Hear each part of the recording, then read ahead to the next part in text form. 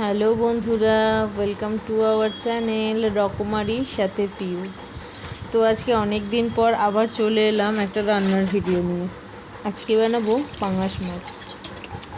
তো পাঙাশ মাছটা বানানোর জন্য দেখো, সর্বপ্রথমে আমি মাছটাকে আগে ধুয়ে নুন হলুদ মাখিয়ে রেখেছিলাম, যেটা তোমাদের সাথে শেয়ার করা হয়নি।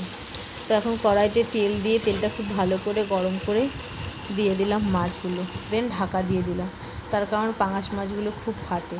তো এখানে দেখুন সব মশলা কেটে রেখেছি, পেঁয়াজ কুচোনো, রসুন, আদা, গোটা পেঁয়াজ, আলু, সমস্ত কিছু, টমেটো। তো ওই দু টুকরো করা পেঁয়াজ, আদা, রসুন আর কাঁচা লঙ্কা, এগুলো এখন আমি মিক্সির বাটিতে দিয়ে দিলাম পেস্ট করার জন্য। বাকিগুলো তেলে ফ্রাই করে দেবো। তো এটার মধ্যে আমি একটু জল দিয়ে এখন ভালো করে পেস্ট করে নেব। তো এখানে দেখো মাছগুলো প্রায় ভাজা হয়ে গেছে। দেখো এখানে আমি একে একে সব মাছ ভেজে নিয়েছি। দেন এবার কড়াইয়ের ওই তেলের মধ্যেই আমি ফোড়ন দিয়ে দেব। তো এখানে আমি ফোড়ন দেবো জিরা আর গোটা গরম মশলা। জানি পাঙাশ মাছে জিরে দেয় না, তাও আমি একটা এক্সপেরিমেন্ট করলাম যে কেমন হয়। জিরা আর গোটা গরম মশলা ফোড়ন দিলাম। দেন ফোড়নটা একটু ভালো করে ভাজা ভাজা হয়ে গেলে এখানে আমি দিয়ে দেবো আলুগুলো ফোড়ন দিয়ে কেন দিলাম বলতে পারো, যে আলু তো আগে ভেজে তোলে, যেহেতু আমি তেলটা একটু বেশি দিয়েছি, তো আলু আর পেঁয়াজ একসাথেই কিন্তু ভেজে নেব। দেখো পেঁয়াজগুলোও বলতে বলতে দিয়ে দিলাম। এটাতে তোমরা হয়তো মনে করবে ভাজা হবে না, কিন্তু সত্যি ভীষণ সুন্দর করে দেখবে ভাজাটাও হয়ে যাবে। আমি তোমাদেরকে দেখো, ভিডিওটা তোমরা দেখতে থাকো, দেখতেই পাবে সত্যি কিন্তু ভীষণ সুন্দর করে ভাজা হয়ে যাবে।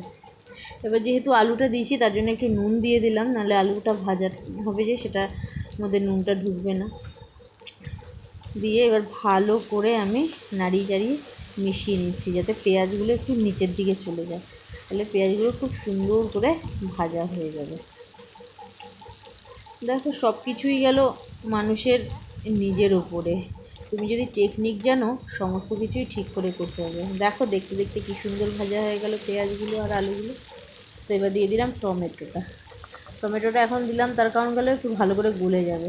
দেন এখানে বাটা মশলাটা দিয়ে দিলাম, আর এখানে দেখো নুন, হলুদ, জিরে গুঁড়ো, ধনে গুঁড়ো, মিট মশলা, লঙ্কার গুঁড়ো সব একটা প্লেটের মধ্যে বার করে দিয়ে দিলাম এখানে। এবার মশলাটাকে গেল কষানোর পালা ভালো। দেখো প্রায় কষে গেছে 70%। হ্যাঁ, কি সুন্দর কালারটা এসেছে দেখেছো? সাইডে দেখো তেল অনেকটাই ছেড়ে দিয়েছে। এবার এটাকে আরেকটু ভালো করে, যে 30% বাকি আছে সেটা কষিয়ে নিতে হবে। দেখো এবার ভীষণ সুন্দর করে হয়ে গেছে কষানো, আর কষানোর কোনো প্রয়োজন নেই। এবার আমরা এটাতে জল কিন্তু অ্যাড করে দিতে পারি। দেখো বলতে বলতে অ্যাডও করে দিলাম, দেন ঢাকা দিয়ে দিয়েছিলাম। এবার ঢাকাটা খুলে আমরা দেখে নিই আলুগুলো ভালো করে সেদ্ধ হয়ে গেছে নাকি। দেখো তরকারিটা কিন্তু দেখতে ভীষণ সুন্দর লাগছে। হ্যাঁ, এখানে আলুগুলো মোটামুটি ভালো করেই সেদ্ধ হয়ে গেছে। আর এবার মাছগুলো দিয়ে দিলাম। খুব বেশি কষা কষা নামাবো না, মিডিয়াম মাখা মাখা নামাবো, আর বেশি পাতলা ঝোলও নামাবো না। দেন এখানে দেখো ফাইনালি মাছের ঝোলটা হয়ে গেছে, এবার নামিয়ে নেবো। এই দেখো নামিয়ে নিয়েছি, দেখো কি দারুণ হয়েছে। তোমরা কিন্তু অবশ্যই জানিও এই পাঙাশ মাছের রেসিপিটা কেমন লাগলো। দেখো দেখেই খেতে ইচ্ছে করছে না? ঠিক আছে, তোমরাও একবার কিন্তু বাড়িতে এভাবে ট্রাই করো। এবার ছেলেকে খেতে দিয়ে দিই। তো ছেলেকে আগে যেহেতু মাছ, তার জন্য আজকে রুটি হয়নি, হয়েছে ভাত।